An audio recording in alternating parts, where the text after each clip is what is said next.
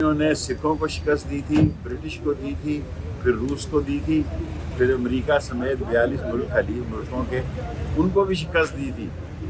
اور یائی آفریدی انشاءاللہ تعالیٰ اس ملک میں انصاف کا علم بلند رکھیں گے. اور بہت دانش مندی کا مظاہرہ کیا ہے منصور علی شاہ صاحب نے اور مدیب صاحب نے. یہ جو خواب دیکھ رہے تھے وہ سارے چکنا چور ہو گئے ہیں، اور مجھے پورا یقین ہے. ویسے میں نے 31 نومبر ڈیٹ دی ہوئی تھی، لیکن 1 مہینے کی گنجائش ہے، میری صحت ابھی ٹھیک نہیں ہو رہی. اور یہ 27ویں ترمیم کی باتیں کر رہے ہیں. مولانا فضل الرحمان 27ویں تاریخ کے خلاف کال دے گا. 2 ہی آدمیوں نے عزت بڑھائی ہے، ایک آئی کے نے اور ایک فضل الرحمان نے.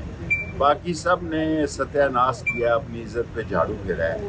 اور جو کچھ اس وقت ہو رہا ہے قاضی فائق عیسیٰ سے مجھے کہنے کی ضرورت نہیں ہے، لیکن ایک بات ضرور کہنا چاہتا ہوں کہ آج کے دن پھر میں چیف آف آرمی اسٹاف سے درخواست کروں گا کہ جو بے گناہ لوگ ہیں، غریب ریڈی والا، کلفی والا، کھیر والا، ان سب کو معافی دیں. عدالتوں میں آنا کوئی آسان کام نہیں ہے، اور میں جسٹس رازق صاحب کا جسٹس کہہ رہا ہوں. انشاءاللہ ایک دن یہ جسٹس بھی بنے گا. مشکور ہوں کہ وہ بیچارے آ جاتے ہیں. اور سب سے بڑی بات جو ہے کہ جب مفتی محمود تعلیم قرآن میں آیا کرتے تھے تو میں ان کے ساتھ اکثر محفل کرتا تھا.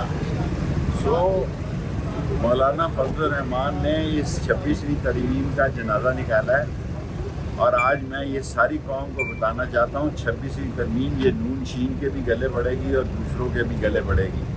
کچھ نہیں ملے گا انہیں، انشاءاللہ کچھ نہیں ملے گا. اور 27ویں ترمیم کے خواب دیکھنے چھوڑ دیں. 27ویں ترمیم پہ مولانا فضل الرحمان نے کال دی تو لگ پتہ جائے.